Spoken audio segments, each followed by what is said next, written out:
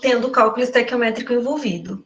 Então, pessoal, eu comecei a filmar a aula agora, né? Poderia ter filmado antes, mas eu acabei ligando agora. Então, essa parte da aula, a gente vai ver, começar a ver a parte de análise gravimétrica, certo? Então, eu vou fazer a projeção aqui para vocês.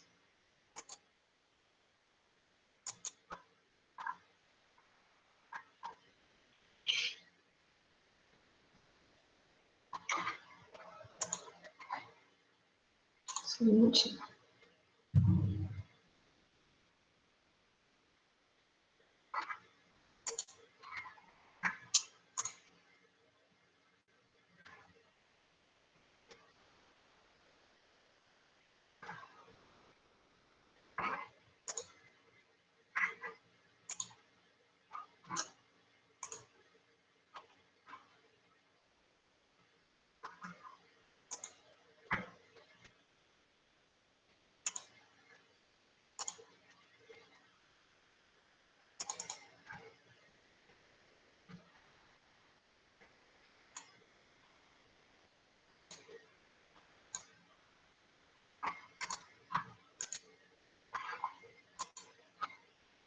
Pessoal, eu vou fazer aquele esquema para eu ficar com o chat aberto.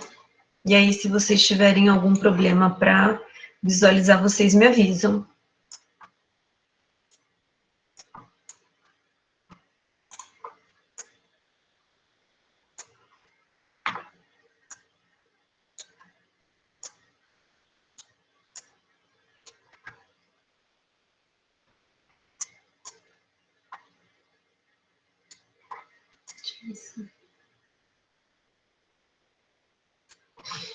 Então é isso. Todo mundo enxerga bem, pessoal?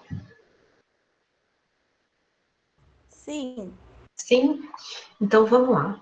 Então, pessoal, na verdade, por todo o longo desse nosso semestre, a gente vem falando sobre análise gravimétrica.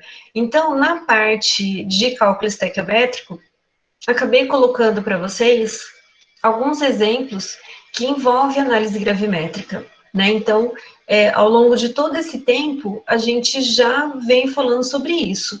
Então, hoje, vem falando sobre o cálculo, vem falando sobre a instrumentação utilizada. Então, a partir de hoje, a nossa próxima aula vai ser uma compilação sobre essas informações.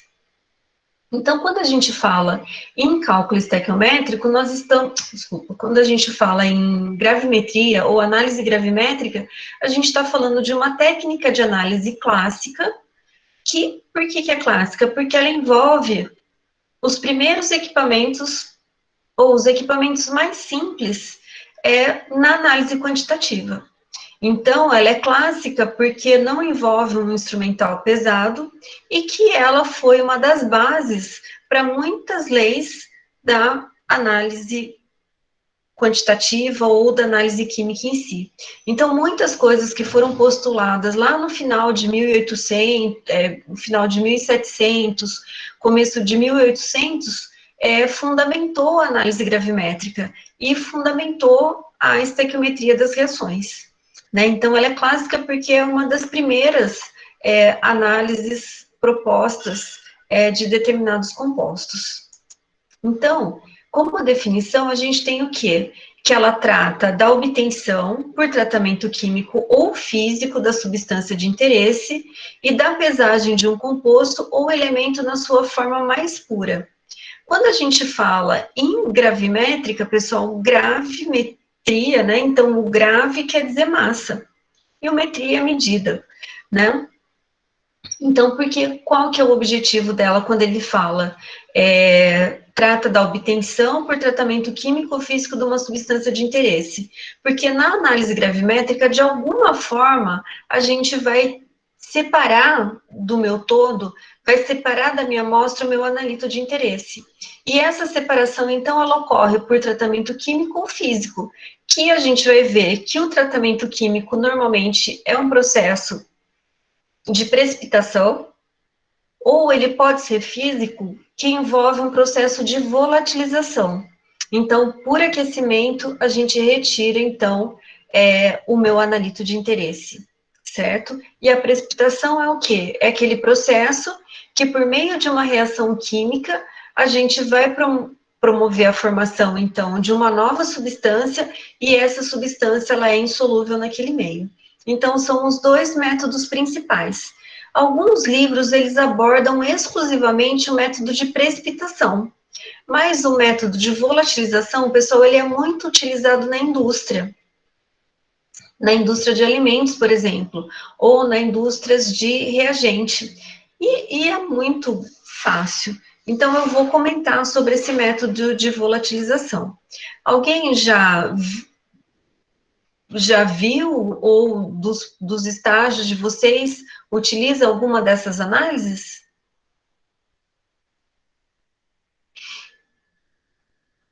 Não, pelo menos no meu a gente usa muito titulação. Tá, que é uma técnica clássica também. Hélida, Henrique, Fernando, utilizaram aí ao longo das experiências de vocês?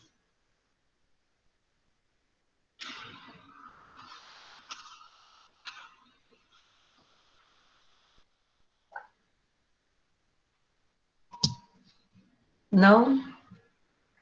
Nenhum teor de umidade? Sim, Fernando.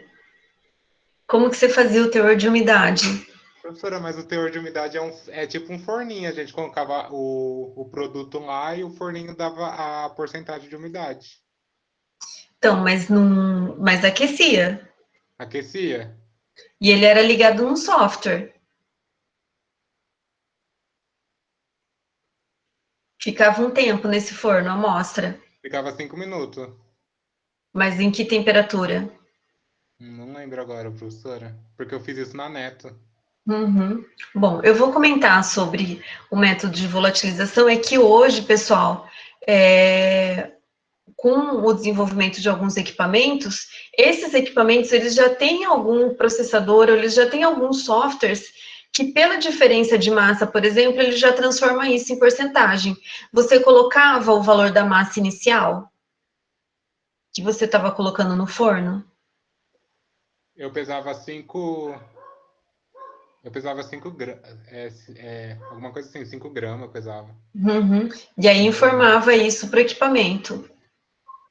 Ou Isso. já era padrão esse 5? Já era padrão. Ele pedia a 5 gramas o equipamento, aí a gente colocava a 5 Uhum. gramas e fechava, e ele dava a porcentagem. Uhum. Certo. Era isso. Ah, fala. Pode falar. Não, era isso só. Uhum. Mas uma vez uma amiga minha falou mesmo que tem uma técnica de medir umidade que vai na estufa, se eu não me engano, Isso. mas eu não sei fazer essa. Essa daí eu nunca fiz. Que é essa aqui que a Nayara está contando aqui para a gente no chat. Fazia o teor de umidade da soja. Então, pesa uma certa quantidade de amostra, coloca na estufa por um período, 24 horas, ou até o peso constante, colocava para esfriar no dessecador e pesava novamente. Então, o que aconteceu naquela estufa por 24 horas? Ela perdeu a água. Então, você tem a massa inicial, depois você tem a massa final. Essa diferença de massa que vai dar é o teor da umidade. Então, isso faz para grão, isso faz para folha, isso faz para sal. Então, se vocês olharem a composição do sal, por exemplo, no saco de sal marinho, desses que a gente compra, ele tem lá um teor máximo de umidade aceito. Aí você fala assim, mas como que eu vou conferir isso? Dá para conferir em casa? Dá para conferir em casa, né? Porque utilizando uma balancinha de cozinha e utilizando o forno, né? Então, alguns alimentos, se vocês repararem a composição, ela tem um máximo de água aceitável, dependendo do tipo de alimento. Por quê? Porque o sal, por exemplo, que é o cloreto de sódio, ele é bastante higroscópico. E aí ele absorve água. Então, quando você for comprar o sal, em vez de você estar comprando sal, você está comprando uma porcentagem que tem água, né? Então, é por isso que acaba tendo aí na legislação alguns alimentos que eles têm um teor máximo de água aceitável, certo? Bom, então, quando a gente fala na análise gravimétrica, pode ser por esses dois processos. A volatilização normalmente é um método físico, porque ele envolve a perda de água ou outras substâncias que ele quer determinar, e a precipitação, que é a adição de um agente precipitante e a formação de um composto que não é solúvel naquele meio. Então, uma outra definição, né, que é um método analítico que envolve a separação e a pesagem de um elemento ou de um composto na sua forma mais pura, eliminando todas as substâncias que interferem e convertendo o constituinte ou componente desejado num composto de composição definida, que isso é o mais importante. Então, eu preciso saber no que aquele meu analito de interesse está sendo transformado, porque dificilmente a gente vai conseguir precipitar ele puro. Então, eu quero determinar cobre, eu não vou conseguir precipitar cobre, eu vou precipitar óxido de cobre. Eu vou determinar níquel, eu não vou conseguir precipitar níquel puro, eu vou precipitar dimetilglioximato de níquel. Então, eu preciso saber no que está sendo convertido o meu analito, para que aí, com os cálculos estequiométricos, eu possa determinar essa conta, certo? Então, aqui é um esquema de um procedimento de precipitação. Então, eu tenho a minha solução com o meu analito de interesse, eu adiciono um agente precipitante, esse agente precipitante, ele precisa formar um precipitado cujo KPS seja muito pequeno, porque daí eu diminuo o meu erro, né? Ocorre o processo de precipitação, realizo a precipitação, num cadinho eu coloco o papel de filtro, e aí eu posso colocar ou numa mufla ou numa estufa, que a gente vai ver qual que é a diferença de cada uma delas. Na estufa, pessoal, eu tenho estufas que elas podem chegar até 300 graus Celsius, mas o mais comum é a gente ter estufas que chegam numa temperatura de 180, que ela é utilizada para secagem ou para perda de água. Então, não preciso ter uma estufa de 320, porque a água, se é a água o meu interesse ao secar uma vidraria ou secar um determinado material, 110 graus já é o suficiente, né? Porque a gente sabe que a água vai evaporar a 100 graus. Então, às vezes, a gente coloca a estufa em 105 graus, porque é o suficiente, certo?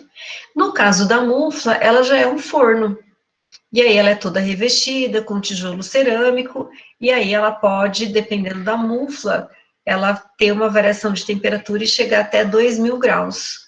Que aí, no caso, ele vai decompor o meu precipitado. Então, a gente vai ver, no caso de precipitação do teor de níquel, por exemplo, a gente precipita na forma de dimetilglioximato de níquel. A gente seca o dimetilglioximato de níquel só, determina a massa, e aí faço os cálculos. Mas na determinação de cobre, por exemplo, a gente precipita o cobre na forma de carbonato de cobre, que é lindo, forma um precipitado preto, só que ele não é estável. Aí o que a gente faz? Coloca na mufla por um bom tempo, e aí esse carbonato de cálcio ele vai ser convertido em óxido, esse carbonato de cobre, ele vai ser convertido em óxido de cobre, que é um precipitado marrom e mais estável. E aí, o que aconteceu aqui na mufla? Ele sofreu, o carbonato de cobre sofreu a decomposição, liberou o CO2 e restou o óxido de cobre, que é com ele que a gente faz a conta, certo? Então, esse é um esquema super básico e exemplifica bem qual que é o processo da análise gravimétrica por precipitação. E aí existem duas maneiras de usar a massa como sinal analítico, aquela que a gente fala da determinação direta ou a determinação indireta, mas nos dois casos a gente faz a determinação de massa. Então, no caso da determinação direta, o que a gente faz? Peso o filtro, né? Filtro, seco, peso novamente e vou calcular as diferenças de massa, né? Então, no caso, uma maneira simples e objetiva.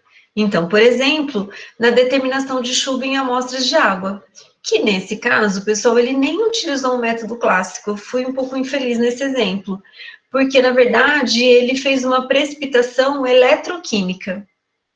Então, acho que já estão vendo bem isso aí com o César, né, que utilizando uma corrente elétrica, eu posso promover o processo, uma reação de óxido-redução, e aí ele acaba se depositando no ânodo de platina.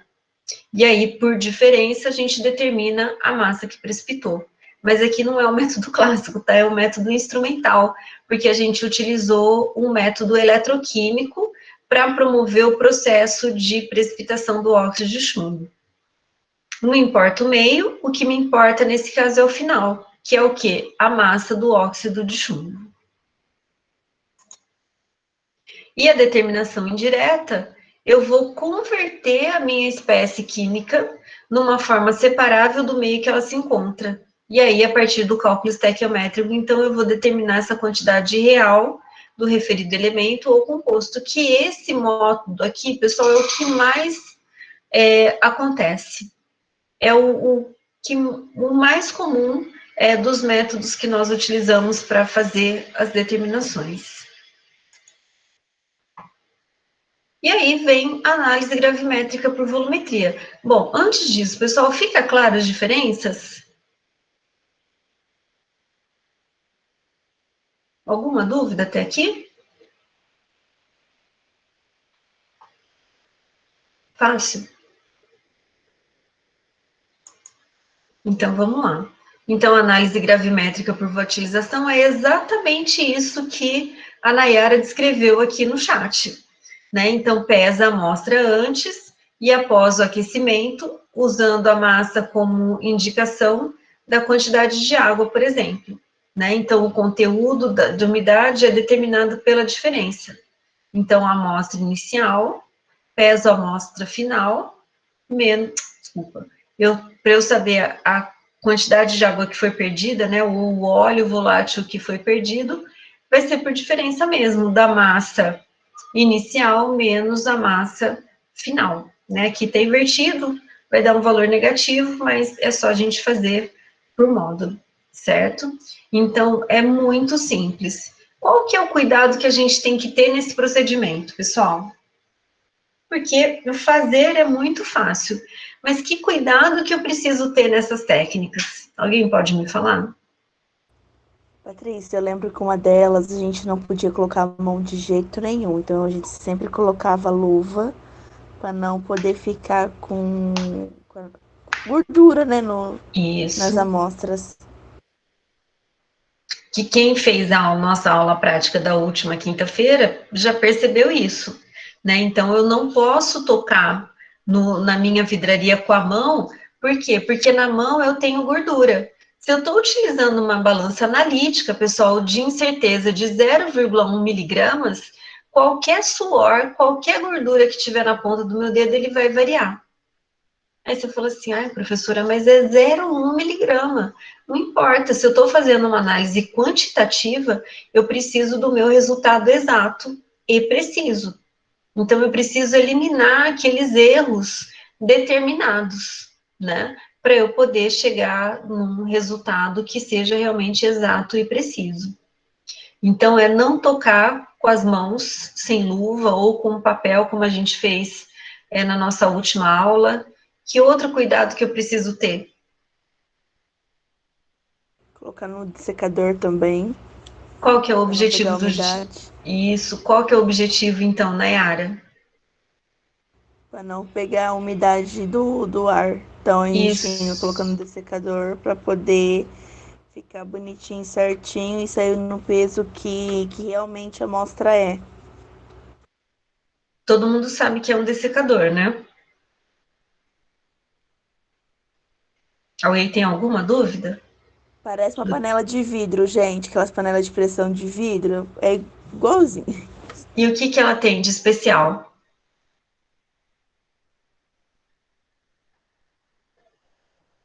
Ai, professora.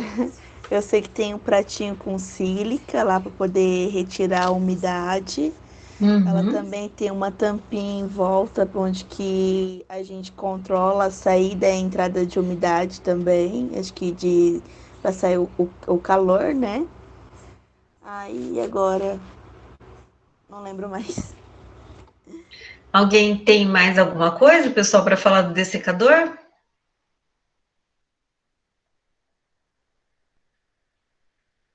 O que, que é o especial do dessecador? Pessoal, justamente é a sílica, né? Porque a sílica, ela é o agente desumectante, né? Então, quando a gente coloca a amostra ali, a sílica vai ajudar a absorver a umidade que tiver ainda, né? Por isso que, às vezes, tem gente que usa o dessecador como porta-sólidos, né? Porque ele tem essa questão de ser uma atmosfera inerte, mesmo em função da própria sílica, né? E ainda, pessoal, depois vai aparecer a imagem dele, eu posso submeter vácuo dentro do meu dessecador, que aí, no caso, ele facilita ainda mais a perda de água, né? Então, o que ele tem de especial é que ele é um recipiente fechado, né? Parece mesmo uma panela de pressão dessas modernas, né? A tampa e a parte de baixo dele é vedado com silicone, justamente para impedir que tenha entrada de água. A gente tem uma forma especial de abrir e fechar o dessecador, né? Então a tampa ela escorre, então a gente nunca tira a tampa assim, né? A gente sempre escorrega a tampa naquela parte esmerilhada, que é essa parte esmerilhada que ocorre a junção da tampa com a parte de baixo. Isso, além dele ser caro, Nayara, ele é perigoso, né? Porque é vidro comum. Então, se ele cai e quebra, o risco de se machucar é bastante elevado. E no caso, o mais comum, pessoal, da gente ter dentro do dessecador como agente umectante é a sílica, né? Mas, dependendo do tipo de substância, pessoal, se coloca ácido sulfúrico, porque o ácido sulfúrico, ele também é um agente desumectante. Então, não sei se vocês fizeram alguma prática lá em química orgânica que adicionava ácido sulfúrico para desidratar, né? Então, ele tem essa capacidade de desidratação do meio. Claro que não é muito conveniente, né? Porque se você ficar andando com o dessecador para lá e para cá, o ácido sulfúrico concentrado ele não é muito recomendado. Por quê? Porque ele é tóxico, porque ele é super corrosivo, ele, dependendo do tipo de material que você vai colocar dentro do dessecador, ele acaba decompondo ele, né, em função da sua característica oxidante. Então, tem vários pontos a favor, mas também tem vários pontos contra, né? O mais comum é utilizar a sílica. Que cor é a sílica, pessoal? Que cor é a sílica? Ela é transparente e conforme ela vai pegando umidade, ela vai se tornando azul ou rosa. Ou ela é rosa e se transformando em azul. Isso. Na verdade, ela é essa cor de areia mesmo. E vai transitando por rosa. Mas tem algumas sílicas que são azuis. E que, na verdade, essas sílicas, pessoal, ela é impregnada com sulfato de cobre. Por quê? Porque, na verdade, o sulfato de cobre, ele é azul. Mas quando ele é azul? Quando ele é penta-hidratado. E quando ele é seco, pessoal, ele é branco. Então, eles misturam algumas pedras de sulfato de cobre como um indicador de umidade da sílica. Mas a maioria das sílicas, elas não são coloridas. Elas são cor de pedrinha mesmo, certo? Então, é só o azul ou o rosa é o indicativo para você saber que quando deixou de aparecer o azul, é porque. Não, quando ficou azul, né? Na verdade, é porque a sílica precisa ser tratada. Como que a gente trata a sílica? A gente coloca ela na estufa até ela retirar a umidade. Isso, exatamente. Como que eu sei que ela retirou a umidade? A partir do momento que ela volta com a cor que ela era antes. Exatamente isso. Olha que simples, né? Um clássico, mas que resolve, certo? E então, pessoal, qualquer amostra que eu pese, que eu tire, na verdade não que eu pese, mas que eu tire da estufa, ela não pode ficar sobre a bancada. Ela precisa imediatamente ir para esse dessecador. Por quê? Porque as temperaturas mais elevadas, pessoal, o material tende a absorver umidade. Então, não vai resolver você tirar da estufa e colocar em cima da bancada, porque qual que vai ser a tendência? Ele absorver a água que está no ambiente, certo? Então, qualquer material, tirei da mufla ou tirei da estufa, ele vai para o dessecador, para atingir a temperatura ambiente. E depois que atingiu a temperatura ambiente, é que eu vou fazer a pesagem do meu material, certo? Mas quem garante que aquele tempo de estufa, mais o tempo de dessecador foi suficiente para retirar toda a água da minha amostra? Quem me garante isso? Então, estou fazendo o cálculo do teor de água aqui da minha amostra. Deixei 1 hora, 2 horas lá na estufa. Quem me garante que toda a água saiu?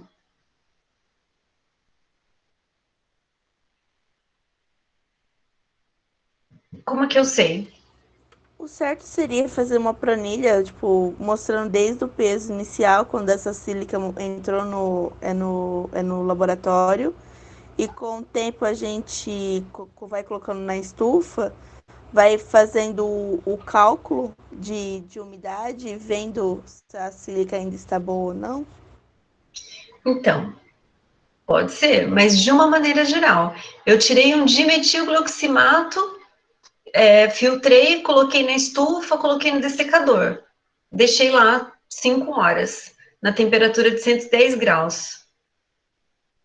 Coloquei no dessecador, pesei. Quem me garante que aquela minha amostra está totalmente isenta de umidade?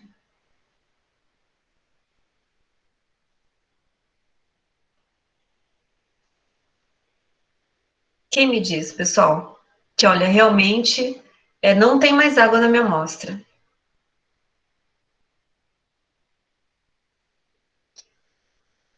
Não, né? Deixava lá o tempo que você queria, né? Ia tomar um café e voltava, né, Nayara? Pessoal, Não, a gente já tinha tudo certinho, o horário, ó, ah, a gente tinha que deixar tanto tempo. certo. Aí ficava lá, a gente só cronometrava, Uhum, conforme a literatura fazia. uhum. E aí, Fernando, como que eu sei? O que você berrou aí?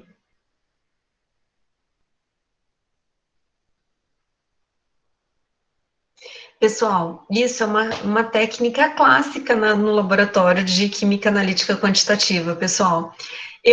Para eu ter certeza, então deixou o tempo lá. Mas quem garante? Será que todas as sojas eram iguais, Nayara? Todas as sojas tinham o mesmo teor de água? E para perder essa água, era o mesmo tempo era suficiente? Então, pessoal, Não. não, né? Então, devia saber que tinha soja que possivelmente tinha um teor de umidade maior que as outras. Sim, aí por conta disso a gente deixava por 24 horas. Uhum. Então, pessoal, mas às vezes eu também não preciso deixar 24 horas. Eu, às vezes, 5 horas, ou 1 hora, ou 2 horas, dependendo da minha amostra, é suficiente. Aí o que aconteceu? Deixou 24 horas, a estufa ligada por 24 horas. Isso tem um consumo de energia extremamente alto, né? Então, se eu puder conhecer um pouco da minha amostra e saber a técnica, eu não preciso deixar todo esse tempo. Então, o que, que a gente faz? Retiro a minha amostra, coloco no dessecador. Chegou a temperatura ambiente, eu vou lá e determino a massa. Beleza. Determinei a massa, o que, que eu faço com a minha amostra? Eu volto com ela para a estufa de novo. E deixo lá mais 15 minutos. Ficou os 15 minutos, tirei da estufa, coloco no dessecador e peso de novo. E anoto o valor. Se o meu valor for igual, pessoal, ao anterior, significa que a minha massa está estável. Então, que realmente eu retirei toda a água presente na minha amostra. O ideal é fazer 3 vezes. Então, pesou, voltou para a estufa, voltou para o dessecador, pesei. Mais uma vez, ponho na estufa, coloco no dessecador e peso novamente. Então, a hora que eu tiver um peso constante, aí significa que eu perdi toda a água ou o óleo volátil que eu estou medindo. Certo? Ou o solvente que tiver envolvido, né? Que aqui o nosso a gente está falando tudo em meio aquoso, né? Mas pode ter reações que não são em meio aquoso. Então, quem me garante que saiu, que secou, que volatilizou o que me interessa ou que não me interessa? O peso interessa, é o peso constante. Então, eu repito esse procedimento, mas no mínimo 3 vezes, até o peso constante. Isso. Às vezes, Fernando, não é 24 horas. Então, essa metodologia da Nayara falava para deixar 24 horas. Mas pode ser que fique 4 horas. Dependendo do tipo de substância, o tempo pode ser menor. O nosso era potinhos de, acho que um diâmetro de 7, 8 centímetros. E tipo, cerca de umas 40 potinhos daquele em cada estufa. Uhum. Então era bastante amostra. Então é isso. Então pesa. Você deixa, vamos supor que o padrão lá, Fernando, é 5 horas. Deu as 5 horas, aí você começa o procedimento. Vai para o dessecador, temperatura ambiente, pesagem. Aí vai de novo para a estufa. Você pode deixar lá mais meia hora, porque é para verificar. Então ficou mais meia hora, foi para o dessecador, do dessecador, mede a massa de novo. Se Professora, a massa deu igual, ok. mas a Pergunta. minha dúvida foi assim, ó. Tipo, o da Nayara, 24 horas, né? Isso. Você falou assim que vai gastar muita energia com a estufa. Uhum, Então, depois de 24 horas, eu faço essas 3 pesagens, certo? certo. E a umidade ainda, tipo, não der nada. Eu posso ir diminuindo a hora para ver se eu consigo, tipo, gastar menos horas, menos Pode, energia? pode sim. Porque aí essas 24 horas é para tentar ter certeza que toda a água se perdeu, né? Mas o ideal é fazer esse teste da pesagem, que a gente chama pesagem até peso constante, porque daí é a certeza que eliminou toda a água, por exemplo, se for a água que a gente estiver Aí, medindo. aí eu consigo, tipo, falar para um gestor ou para alguém assim que pode ter menor quantidade de energia fazendo esses testes, porque até certa hora ainda consegue não ter nenhum tipo de umidade. Isso. Legal, não sabia disso também. Pode, porque na verdade de repente, é desenvolver um protocolo, Uhum. né? Que até 3 horas, 1 hora, 4 horas. E aí, às vezes, deixa as 24 horas justamente para tentar ter certeza que tá perdendo toda a água. Mas você tem certeza? É. Aí as 24 horas seria a certeza, não seria? Então, mas quem garante? Às Aí, vezes não aí era eu viria com a certeza. pesagem, né? Aí eu preciso Que fazer as nem, pesagens. O que foi, Nayara? é que nem lá, como era bastante amostra, então a gente já tinha mais ou menos uma média de quanto que perdia por grama, né? Um exemplo, 5 gramas. Uhum, Suponha que perdia 60% do peso era água. Então, uhum. quando a gente via que não atingia aquele 60%, então a gente sempre colocava um pouquinho a mais para ver realmente se era aquele peso mesmo que tava só, porque dependendo do grão também varia o tamanho e o peso, né? E também isso varia o peso do nosso potinho. E aí a gente voltava para a estufa. Uhum. Então, mas supondo que aquele material ele tinha um X% de água, mas podia acontecer de não ter, né? Exatamente. Então, essa pesagem até massa constante, ela é muito eficiente, porque ela garante realmente se você tirou ou não esse volátil aí, que não é de interesse, vamos dizer assim, certo? Então, é bem simples. Então, e aí, pessoal, tem muitas coisas que a gente consegue determinar com isso. Então, como eu falei para vocês, teor de umidade em sal, teor de umidade em chá, né? Teor de umidade em tapioca, teor de umidade em farinha. Então, principalmente nessas substâncias, nessas substâncias que têm uma grande facilidade para absorver água, né? Porque senão você vai estar comprando alguma coisa e, na verdade, pagando. Como é que é o trocadilho? Você está comprando alguma coisa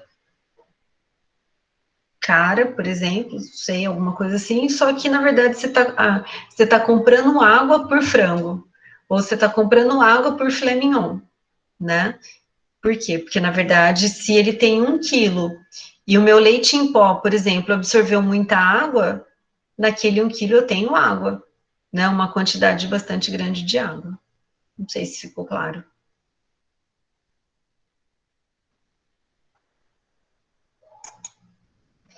Então, vamos lá. Quais são as vantagens desse método? É de fácil execução, que aí tanto a precipitação como a volatilização. Fácil execução e boa reprodutibilidade, fornece análises excessivamente precisas, mas lembra que a minha balança, principalmente, ela tem que estar calibrada. Sai mais caro o molho do que o peixe, é isso, né, Ara? Então, as análises são precisas, mas eu preciso ter uma balança calibrada. Existe pouco espaço para o erro experimental e não requer uma série de padrões para o cálculo de uma variável desconhecida. Não, porque no que se baseia é apenas na diferença de massa. E a instrumentação é simples e barata. O que a gente vai ter? Vidraria, a gente vai ter uma estufa ou uma mufla e uma balança. Então, uma balança boa hoje custa uns 10 mil reais. Acho que o Fernando pode falar melhor para a gente. 10 mil reais. Uma estufa, uns 3, 4 mil. Uma mufla, um pouco mais, né? Mas quando a gente compara com um equipamento espectrofotométrico, acaba sendo muito barato. Mas qual é a desvantagem? Né? Devido ao grande número de operações necessárias na sua execução, esse tipo de análise está sujeito a uma série de erros acumulativos, que vão se tornar aqueles erros indeterminados que nós vimos anteriormente. Somente prover capacidade de determinação para um único elemento ou um limitado grupo de elementos de uma vez. Que isso é verdade, né? Ele não é um método multi-análise como é um espectrofotômetro de absorção atômica, por exemplo, né? Ou um espectro UV. Aqui não, né? Ele não vai ter essa capacidade de determinar mais de um, né? De ter, como é que eles chamam? De ser acho que multi-analista, se não me engano. Não ter sensibilidade suficiente para a determinação de microconstituintes numa amostra. Então, se a gente for baixar lá para as escalas de nanômetro, nanograma, né, picograma, ele não vai pegar. Qual que vai ser o limite aí? O limite vai ser o tipo de balança que eu estou utilizando.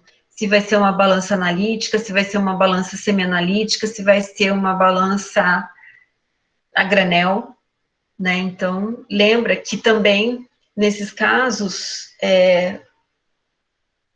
dependendo do tipo de equipamento que você está utilizando, ele não vai ter sensibilidade para detectar a massa, se tiver numa quantidade muito pequena. E tempo necessário para sua execução geralmente é longo, né? A gente relatou aí o caso das pesagens, né? 24 horas, 10 horas, 5 horas, né? Então, requer um tempo. E aí, quais são os materiais? O mais comum que a gente tem de laboratório.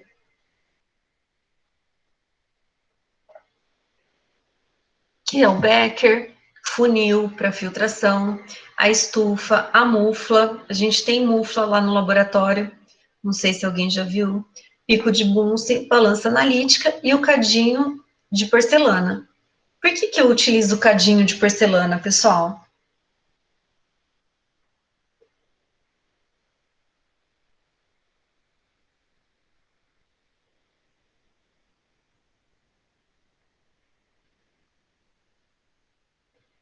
Para que eu uso o cadinho de porcelana? E de repente... Para poder colocar na mufla? Para eu poder colocar na mufla, não uso um vidro de relógio, né? Porque a porcelana, pessoal, eu posso colocar na mufla, né? Se eu colocar um vidro de relógio numa mufla de 800 graus, o que vai acontecer com o meu vidro de relógio?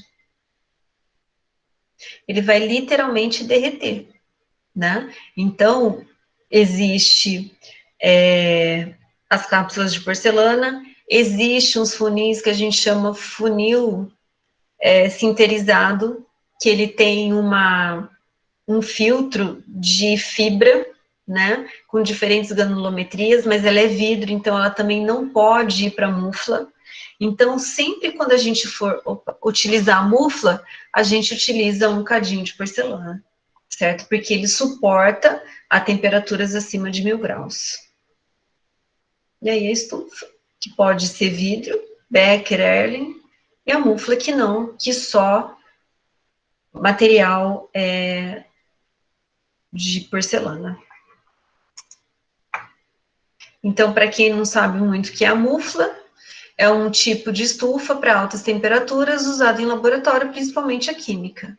Consiste numa câmara metálica com revestimento interno feito de material refratário e equipado com resistências capazes de elevar a temperatura anterior aos valores acima de 1000 graus.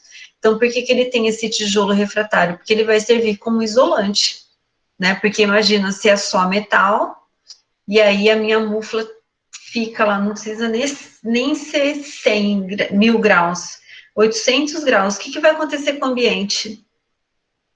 Vai estar super quente e perigoso, né? Então, o material refratário, além dele conservar calor, ele também vai servir como um isolante da estufa, vamos dizer assim, para o meio.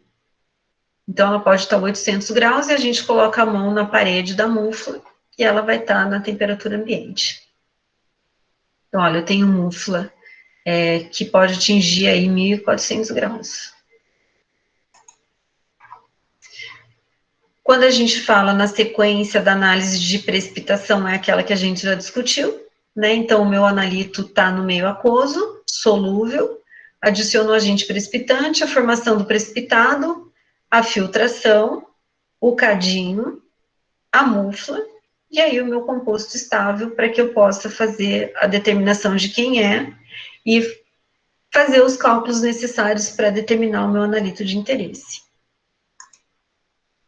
O cálculo, pessoal, ele também é bastante simples, né? Então, no caso, vai envolver medida de massa antes e depois, seja para o método gravimétrico, seja também para o método gravimétrico e o método de volatilização, certo? Então, olha, análise de gravimetria envolve duas massas diferentes, que é a massa antes e a massa depois.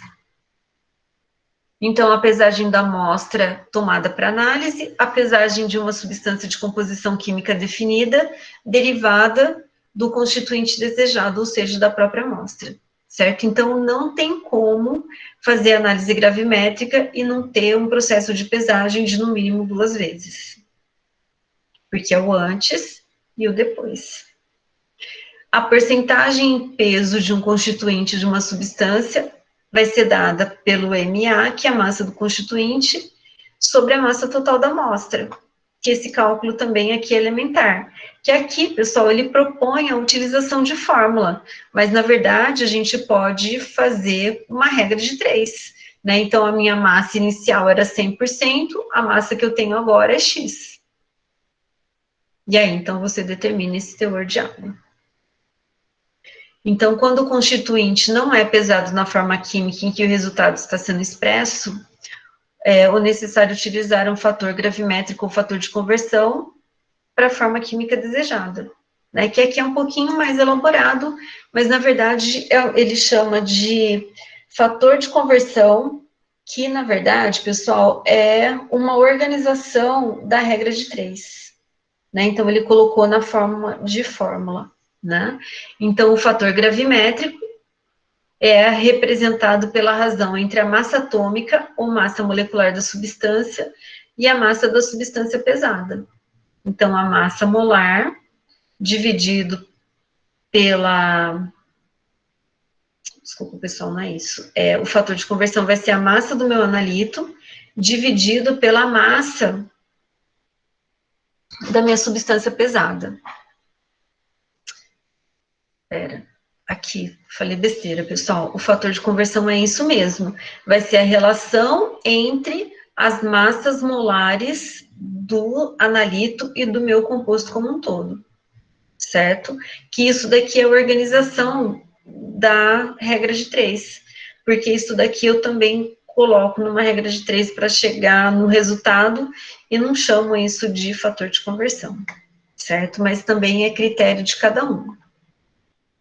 Então, por exemplo, a substância investigada, né, buscada era o óleo de bário. A substância pesada foi sulfato de bário. Então, a minha relação do meu analito de interesse pela massa molar total da substância pesada, que foi do sulfato de bário, vai estar aqui embaixo. Então, em função desse número, é que a gente prossegue com as contas. Olha, a determinação do ferro numa amostra de óxido de ferro. Qual que vai ser a relação da massa molar do ferro dividido pela massa molar do óxido de ferro? Mas todo mundo enxerga que tem um 2 aqui? Por quê? Porque aqui na massa pesada eu também tenho 2. Então, a proporção é diferente. Determinação do sulfato, sendo que o pesado foi sulfato de bário, que isso é uma aula de laboratório que a gente vai fazer. E determinação, por exemplo, de fósforo, que ele precipita na forma de pirofosfato de magnésio, que a relação também vai ser de 2:1, certo? Então, isso daqui, pessoal, é uma sistematização do cálculo. Eu, particularmente, continuo refazendo e resolvendo todas as minhas coisas com a regra de 3. Então, até agora, pessoal, a gente falou nas técnicas clássicas, né? Então, nas análises termogravimétricas clássicas, balança, estufa, mufla e dissecador, que a gente não pode esquecer ele de jeito nenhum. Então, mas também existe, pessoal, outras técnicas que são técnicas gravimétricas, mas não são técnicas clássicas. Por que que não é técnica clássica? Porque ela envolve a utilização de equipamento, certo? E isso é uma tendência que a gente tem até hoje. Pessoal, eu vou ter que pegar um pouquinho de água aqui. 2 minutinhos, pode ser? Tudo bem? É 1 minuto, pessoal.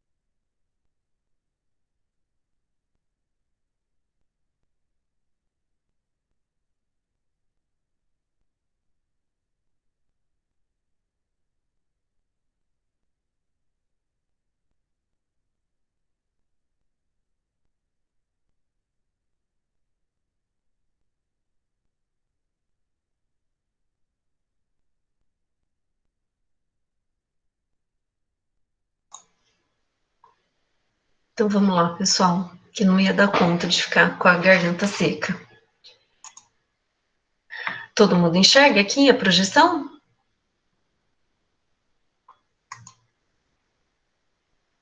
E me ouvem?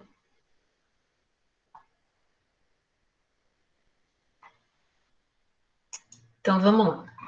Pessoal, então aqui nesse quadro que nós temos os diferentes tipos de métodos gravimétricos. Então a gente já falou da gravimetria por volatilização e a gravimetria por precipitação, que são clássicas, não existe equipamento sofisticado. Mas existem outras técnicas, pessoal, que também envolvem variação de massa. E uma delas é a gravimetria, né, uma análise gravimétrica por termogravimetria. Que a termogravimetria, ela faz parte do que a gente chama de análises térmicas. O que são as análises térmicas? São análises que, como que eu vou dizer? São análises que vão avaliar o comportamento da substância em função da temperatura. No caso da termogravimetria, o que ela vai avaliar? Ela vai avaliar a variação de massa em função da temperatura. Então, o que acontece ali? A gente vai submeter a minha amostra a uma temperatura e, por meio de um gráfico, a gente vai observar o que acontece com essa massa. Se eu tenho perda de massa, se eu tenho ganho de massa, se a minha massa desaparece completamente. Então, com isso, eu consigo ter um gráfico da variação de massa em função da temperatura. Por que é importante esse tipo de análise? É gravimétrica, mas lembra que ela não é clássica. Por quê, pessoal? Porque é um equipamento que ele tem um sensor, claro, e uma microbalança. Tanto que a minha amostra que eu coloco, a amostra que eu coloco nesse equipamento é de 5 miligramas.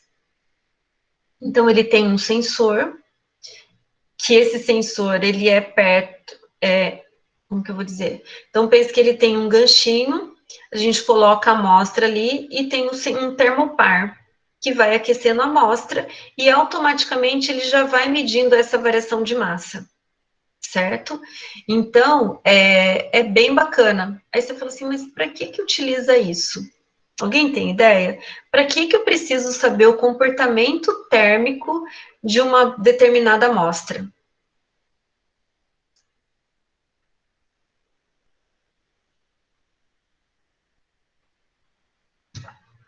Tem vários, pessoal. Um deles, por exemplo, é adoçante.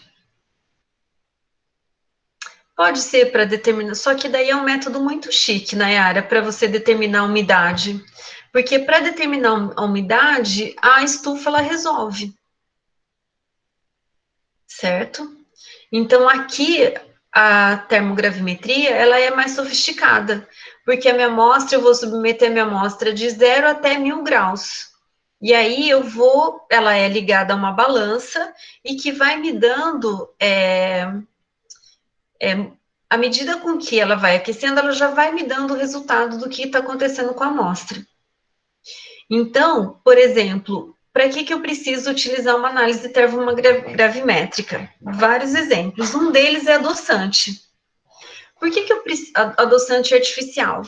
Para que eu preciso fazer uma análise termogravimétrica de um adoçante artificial? Porque muitas vezes eu utilizo esse adoçante numa temperatura baixa, com gelo, então a 0 grau, mas também pode acontecer de eu colocar o adoçante num chá, numa temperatura de 80 graus.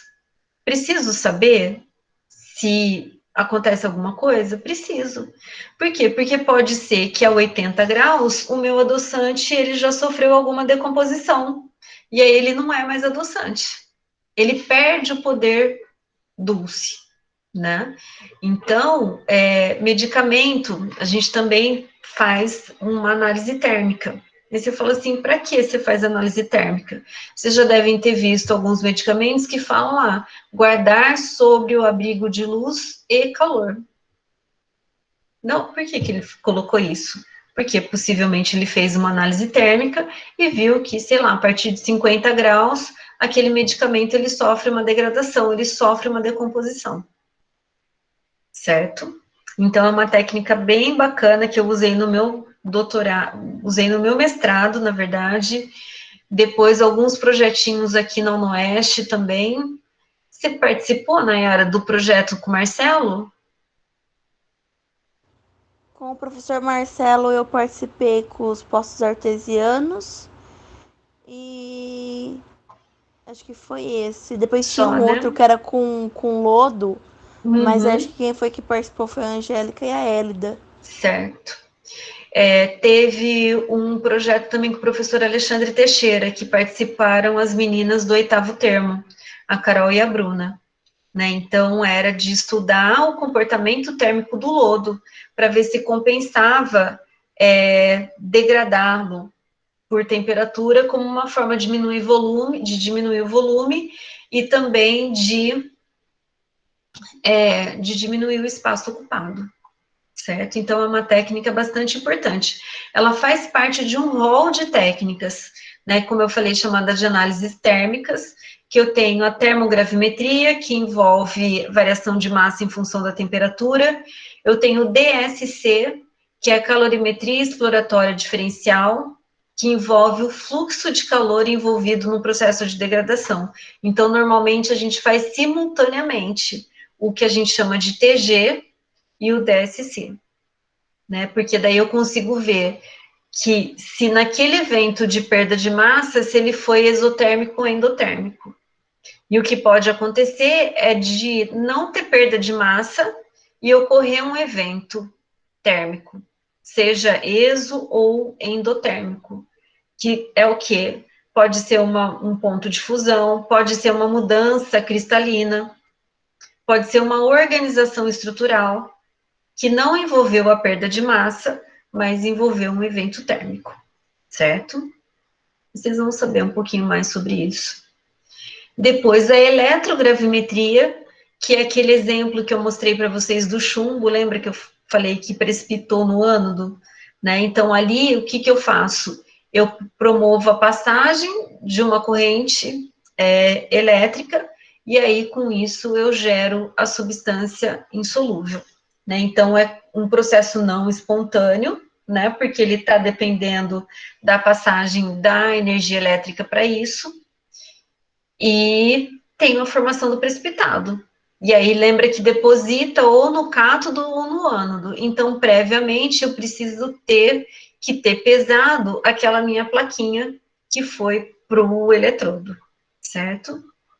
E a gravimetria particulada, que envolve também a variação de massa e a absorção, na verdade, de diferentes tipos de substâncias. E que, de acordo com a porosidade daquele material, ele vai absorver ou não, fazendo com que eu tenha uma reação na superfície. Vocês vão ver lá em quantitativa 2, que um método volumétrico que a gente tem é o método volumétrico de precipitação. E vocês vão ver que nas técnicas volumétricas a gente precisa utilizar um indicador para indicar o final da reação. Porque o que é a titulação? É você misturar duas substâncias que reagem entre si. E aí, se eu conheço a reação envolvida, eu consigo fazer as determinações quantitativas, certo? Então, no caso de uma titulação ácido-base, eu vou utilizar um indicador ácido-básico. Se eu for fazer uma volumetria de óxido-redução, eu vou utilizar um indicador de óxido-redução, se a minha solução não for colorida, por exemplo. E na precipitação, pessoal, a gente utiliza tem 3 princípios de indicador, mas um deles é da gente promover um encapsulamento no precipitado. E aí, esse encapsulamento indica o final da reação. E no caso dessa gravimetria particulada, pessoal, ela vai fazer o quê? Ela também vai promover uma reação química para promover o encapsulamento desse precipitado, fazendo com que eu tenha um aumento do meu grão e favorecendo o processo de precipitação.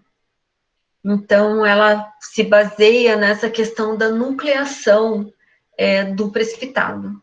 Mas não é muito utilizado, pessoal. O que mais a gente tem são as duas gravimetrias clássicas, a termogravimetria e a eletrogravimetria, que é aquela que envolve a incidência de energia elétrica, de corrente elétrica. Mas para nós, por enquanto, está interessando... opa! Eita.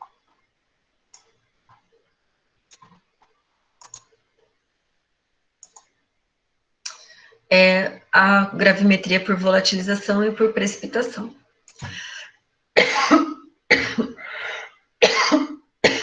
Desculpa, pessoal. Então, falando da gravimetria, né, pessoal, a amostra é convertida no precipitado pouco solúvel após a adição do agente precipitante, que é aquela figurinha que eu mostrei inicialmente para vocês. O que eu tenho que fazer com o meu precipitado formado?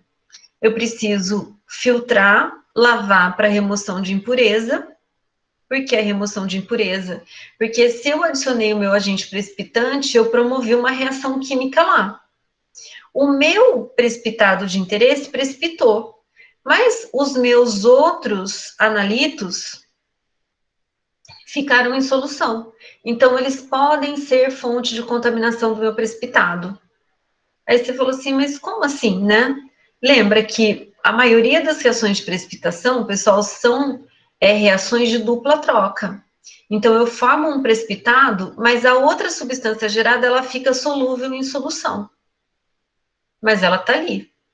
Então, eu tenho o meu precipitado, que vou fazer o processo de filtração, e aí o que eu vou ter que fazer? Eu vou ter que lavar o meu precipitado. O que é lavar o precipitado? Simplesmente adicionar água destilada no próprio papel de filtro. Porque aí ele vai carregar, essa água, ela vai carregar esses possíveis interferentes. Por isso que o meu precipitado, ele precisa ser muito estável. Porque senão, se ele não for estável, na primeira jogada de água que eu fizer ali no funil, ele vai se solubilizar, ou ele vai degradar, certo? Então, o filtrado é lavado para remoção de impurezas. Então, vou falar para vocês, olha, lava o precipitado 3 vezes. O que é lavar o precipitado 3 vezes? É adicionar água ali no papel de filtro mesmo. Espera sair o sobrenadante, água de novo. Sai o sobrenadante, água de novo, e aí tá pronto. Convertido, então, num produto estável de decomposição conhecida, seja após a secagem, seja após a calcinação. Porque lembra, na secagem ele perde água. Então, ok, mas eu preciso saber quem é. E na calcinação, que é na utilização da mufla, a gente vai transformar ele também num produto estável. Mas eu preciso saber o que ele vai formar. Então, tem uma prática de determinação de ferro com hidróxido, por meio do hidróxido. Então, eu formo um precipitado lindo de hidróxido de ferro. Quando eu levo ele para secar na estufa, ele se decompõe e forma um monte de intermediário. Então, não resolve. Aí, o que a gente faz? A gente calcina ele. Então, o que era hidróxido de ferro, 3. Você fala, como que eu sei que é ferro 3? Porque ele forma um precipitado bem gelatinoso. Quando ele vai para a calcificação, ele vai se transformar em óxido de ferro, que é ferrugem. Então, fica um pó enferrujado, né? Então, nesse caso, o meu primeiro precipitado, ele não foi estável. O que o tornou estável foi o processo de calcinação. Então, a temperatura elevada é que permitiu a formação de um precipitado estável. E depois, ele é pesado. Mas lembra aqui que a gente tem um procedimento básico para os processos de pesagem, né? Principalmente com a utilização do dessecador. E aí, o princípio, né? Então, no que se baseia a gravimetria? Na estequiometria, conhecida entre a massa da amostra e a massa do precipitado. Assim, o tamanho das partículas do precipitado não deve ser muito pequeno e o precipitado não pode conter impurezas, né? Porque lembra que eu estou fazendo uma análise quantitativa. Então, eu preciso ter certeza que aquele precipitado que eu estou pesando só tem o meu precipitado de interesse. Porque se ele tiver um outro precipitado junto, eu não vou saber. Então, aquela minha massa, que se o precipitado estivesse sozinho, sei lá, daria 1,58, e se ele está contaminado, ele dá 1,65, essa diferença aí, ela vai interferir no meu produto final, no meu resultado final, e, consequentemente, trazer problema, né? Então, é muito importante eu saber quem que é o precipitado e no que ele se tornou, né? As partículas do precipitado não devem ser muito pequenas para não entupirem ou passar através do filtro, porque daí eu posso ter perdas, lembra análise quantitativa. As partículas pequenas podem formar uma suspensão coloidal de partículas com diâmetro na faixa de 1 a 500 nanômetros, que podem passar pela maioria dos filtros. Então, a gente vai ver no laboratório que existem várias técnicas para eu garantir que eu tenho um precipitado bonito, né? Que esse precipitado cresça, para que seja mais fácil o processo de filtração e que eu evite perdas, né? Que eu evite perdas, já que eu estou fazendo uma análise quantitativa. Na etapa da secagem, o precipitado é aquecido até a massa constante, que nós já conversamos. O aquecimento remove o solvente e qualquer espécie volátil arrastada com o precipitado. Alguns precipitados também são calcinados na mufla para decomposição do sólido num composto de composição conhecida. Então, mesmo o pessoal que na mufla vai destruir o meu composto, eu preciso ter a certeza de quem é aquele composto final e da estabilidade dele. Aqui alguns exemplos, né? Então, uma determinação indireta de fosfito em refrigerante, por exemplo. A determinação direta de cloreto por precipitação de cloreto de prata.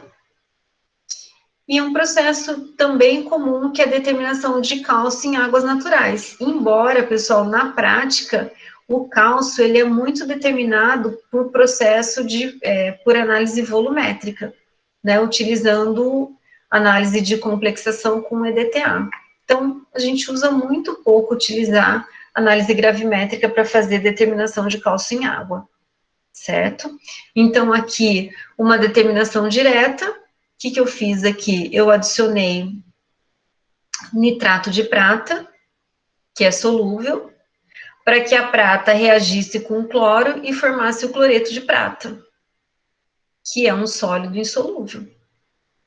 E aí, consequentemente, então, todo aquele processo de filtração, secagem, tarará, eu posso chegar no meu produto final, na minha quantidade final e de interesse. Bom, e aí a gente vem falar da natureza física dos precipitados, porque o meu, como que eu vou dizer assim, o meu elemento aqui, principal, é o precipitado, né? Então, o ator principal do meu processo é o precipitado, porque é ele que eu vou pesar, é ele que eu vou determinar, é ele que não vai poder escapar, vamos dizer assim, né? Então, o precipitado, ele é muito importante, né? Então, o precipitado deve possuir baixa solubilidade, elevada pureza e composição conhecida. Justamente por quê? Porque eu estou fazendo uma análise quantitativa, e aí, quanto mais exato e preciso for o meu precipitado, menos erros eu vou ter na minha análise, né? Então, o precipitado deve possuir baixa solubilidade, consequentemente, então, valor de KPS extremamente baixo, elevada pureza e composição definida, para que na hora que eu for fazer as contas, eu saiba quem é o meu precipitado. O precipitado deve estar numa forma que seja fácil separá-lo da mistura reacional, porque às vezes o precipitado ele é muito pequeno, ou ele gruda na parede do Becker, né? Então a gente precisa também buscar espécies, né, que formem espécies, né, e métodos analíticos para fazer com que eu tenha bons precipitados, vamos dizer assim, precipitados de qualidade e que ele não seja um interferente no meu resultado final, né, não o precipitado em si, mas a impureza que ele pode trazer ou a baixa solubilidade. E aqui, pessoal, o que acontece na formação de precipitado? Né? Então, quando a gente fala na precipitação, na cristalização, pessoal, existe conhecimento para isso. Né? Então, não é só, formou, que é o que a gente fala, formou um sal pouco solúvel e precipitou. Mas como que precipitou? Né? Como que ocorreu isso? Já que todo mundo era solúvel, né? Ocorreu a reação, e aí às vezes forma precipitados lindos, né, cristalinos, e outras vezes não. Então, o fato dele ser cristalino ou não, pessoal, vai da organização de quando ocorreu a formação daquele precipitado. Então, quando a gente fala da formação de precipitado, pessoal, existe uma explicação para isso. Então, primeiro, essa precipitação ela ocorre em duas etapas. Uma que é o crescimento da partícula e outra que é o processo de nucleação, que aqui está invertido. Primeiro ocorre a nucleação e depois o crescimento da partícula, tá, pessoal? Então, a nucleação é o processo que envolve um número mínimo de átomos, íons ou moléculas que se juntam para formar um sólido estável. Então, lembra, e vocês vão ver também lá em Ciências dos Materiais, que para eu formar um sólido cristalino, eu preciso ter uma organização. Se ele é um sólido cristalino e iônico, pessoal, o que vai reger essa organização? O que vai direcionar essa organização? Serão as cargas. Porque se ele é um composto iônico, lembra que ele é formado por ligações iônicas, e, consequentemente, a ligação iônica, lembra que envolve doação e recepção, e eu tenho a formação de íons. Então, essa organização vai depender da carga envolvida, de cátions e ânions, certo? Então, como que vai ocorrer isso? Carga positiva, carga negativa. Só que aí, se ele é esfera, do outro lado da esfera, ele vai atrair a carga oposta. Do outro lado, ele vai atrair a outra carga oposta, e assim sucessivamente. Então, com isso, ele vai aumentando a rede. Quanto mais organizado, mais vagaroso isso acontecer, mais eficiente vai ser o processo de formação cristalina. E aí, consequentemente, melhor qualidade de precipitado, certo? Então, a nucleação é o começo dessa organização, para que isso vá crescendo como uma rede e forme esse sólido estável. Então, esses núcleos também podem ser formados sobre superfícies de sólido contaminado suspenso, como partícula de sujeira. Então, veja que essa partícula suspensa, ela vai fazer parte da minha nucleação heterogênea. E vai ser uma impureza. Alguns íons ou moléculas juntam-se aleatoriamente, formando pequenos agregados, que aí é uma nucleação homogênea. Os núcleos são estáveis e crescem até atingirem o tamanho de partículas coloidais. Né? Então, o ideal é que não ocorra nucleação heterogênea, porque também, pessoal, além de ser uma impureza, que vai mascarar a minha massa final, ela vai alterar o meu processo de cristalização. Porque ela não vai estar no lugar exato da carga positiva e negativa. Então, consequentemente, ali onde ela está, vai ter uma falha. Mesmo que todo o processo de cristalização continue. Mas aonde ficou aquele sólido impuro, né, vai apresentar essa falha. E no caso de uma junção aleatória, né, que a gente chama de nucleação homogênea, às vezes a qualidade do precipitado não é boa. E, consequentemente, ele pode interferir na minha filtração, na minha lavagem, e, consequentemente, no meu resultado final, certo? E aí, depois disso, então, nucleou, a gente tem o crescimento de partícula. Envolve a adição de mais íons ou moléculas ao núcleo de cristalização para formar um cristal. Fica claro isso, pessoal? Que é como se primeiro eles se organizassem para formar a rede e depois ocorre o processo de crescimento dessas partículas. Fica claro isso? É como se a gente fosse montar, pessoal, um jogo ou uma pirâmide com palito de fósforo. É mais ou menos assim. Só que aqui, no caso dos compostos iônicos, o que vai conduzir são as cargas positivas e negativas presentes no meu composto. E aí, o que é um coloide, pessoal? É uma partícula que contém um diâmetro aí em torno de 10 a menos 4 centímetros. Né? Então, que tem em torno aí de 10 a menos 3 milímetros, né? Então, na verdade, de ter micrômetro, né? Então, sobre a luz difusa, as suspensões coloidais podem ser perfeitamente límpidas e parecem não conter sólidos. A presença da segunda fase pode ser detectada passando um feixe de luz diretamente na solução. Como as partículas de dimensão coloidal espalham a radiação visível, o caminho do feixe que atravessa a solução vai ser desviado. E aí a gente gera um efeito chamado de efeito Tyndall. Todo mundo conhece esse efeito, pessoal? Que só é possível em função do tamanho de partícula. Não? Alguém mais conhece, não conhece?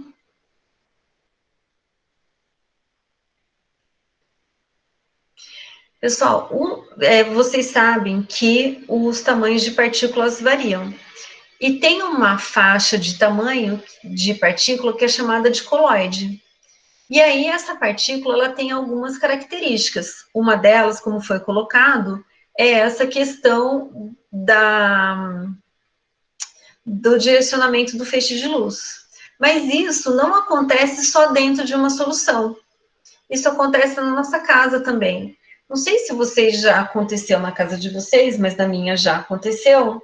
Da sua casa estar empoeirada, e aí entrar um feixe de luz do sol e você conseguir enxergar todas as partículas que estão no ar. O que é aquilo? Quando a gente bate o sofá, né, ou chacoalha alguma coxa num feixe de luz, a gente consegue enxergar poeira, vamos dizer assim. Por que a gente consegue enxergar poeira? Porque aquelas partículas da poeira, elas estão num tamanho coloidal. E aí, com a passagem da luz, ela não tem a capacidade de desviar, ela reflete. E aí, quando ela reflete a luz, a gente consegue enxergar a partícula. Então, esse efeito Tyndall é um efeito super famoso, de caracterização de coloide. Eu não sei se vocês já viram coloide em uma das fisicoquímicas.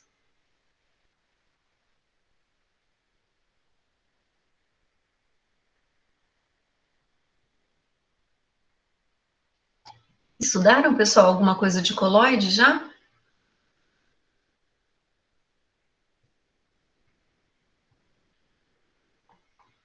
Bom, mas é uma característica dele. Então, quanto menor for a partícula,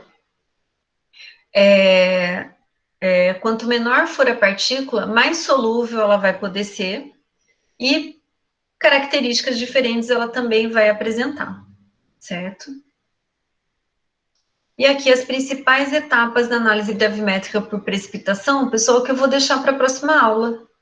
Já são 10h23, não sei se vocês estão cansados, mas a gente pode continuar na próxima segunda-feira. Não falta muito, né? Então, mas eu acho que a gente pode deixar para depois, certo? Alguma dúvida, pessoal? Alguém quer colocar alguma coisa? Esse material eu já deixei disponível lá no Aprender, deixei agora à noite, certo? Tudo bem, então?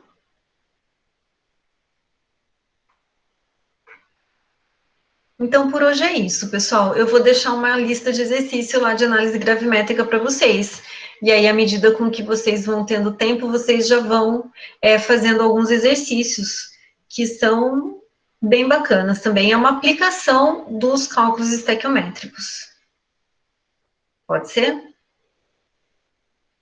E aí eu vou deixar as orientações certinhas, pessoal, para os relatórios, tanto para quem participou como para quem não participou. Aí fica melhor para vocês. Tudo bem? Então, beleza, pessoal. Obrigada pela presença. Espero que tenha sido proveitoso. E até quinta, para quem tiver condições de assistir a aula no laboratório. Daí nós nos vemos. E um parabéns para a Hélida, né? Que participou lá do congresso online, primeiro congresso online de Química Analítica e Ambiental. Ficamos super felizes porque o projeto, trabalho dela, que nem era projeto, né? Já é trabalho, né? Porque é trabalho realizado, foi selecionado entre os 10 para apresentação oral, que a gente já ficou super feliz. E aí, depois, a outra surpresa de que o trabalho foi considerado como o melhor trabalho do Congresso, né? Então, isso foi um grande feito e nós ficamos super felizes, né? Porque isso é fruto de dedicação, né? Então, bem bacana. Arrasou mesmo, Fernando. Pessoal, eu não sei se vocês seguem a página da Química da UnoOeste, né? A Hélida segue, o Marco segue, a Nayara segue, né? O Fernando, não vejo muita coisa do Fernando também. Então, pessoal, a gente precisa, cada vez que vocês comentam, que vocês divulgam, que vocês batem palminha, é super importante, porque a gente aumenta o alcance da página.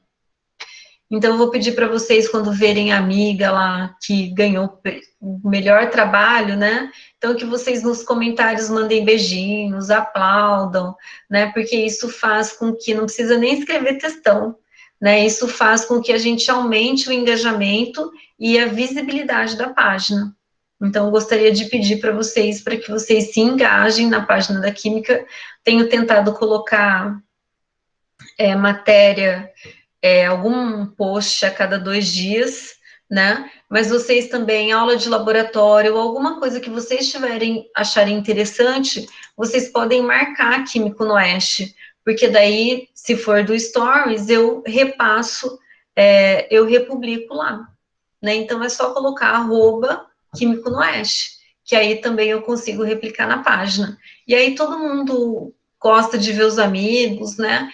Então, a gente vê que post com pessoas dá muito mais do que um post que não tem pessoas, né? Então, quando vocês fizerem algum stories que envolve a química, vocês podem marcar Químico no Oeste, né? Então, @Químico no Oeste, que aí eu publico nos nossos stories também, e aí eu fico sabendo, porque aí às vezes sai algum assunto, alguma coisa que dá para publicar no feed. Então, da Hélida, eu não soube, né? Acho que eu soube dos 10, mas aí que tinha ganhado como melhor prêmio, o melhor trabalho, eu soube pelas redes sociais. E aí, dali, eu acabei fazendo um post para a página da Química, né? Então, quanto mais vocês colocarem, marcarem a Químico no Oeste, mais eu consigo saber o que está acontecendo. E aí, isso pode gerar matéria. Matéria não, né? Feed. Certo? Então é isso, pessoal. Hélida, parabéns, realmente foi uma grande conquista. Não sei se alguém participou do evento, mas também foi um evento bem bacana, tinha bastante coisa legal que valeu a pena. Então, pessoal, tem acontecido muitas coisas boas online e gratuito. E aí vale a pena participar, certo? É bom, as gratas surpresas são ótimas, né? E vai agregando, né, pessoal, conhecimento, discernimento, ideias para projeto, que o semestre que vem vocês já começam com isso, né? Então, vai abrindo a mente aí para facilitar a vida de vocês, certo? Então é isso, pessoal. Boa noite para vocês. Quem tiver quinta, eu vejo quinta. Se não, a gente vê no remoto virtual mesmo, certo? Boa noite, pessoal. E até mais. Tchau, tchau.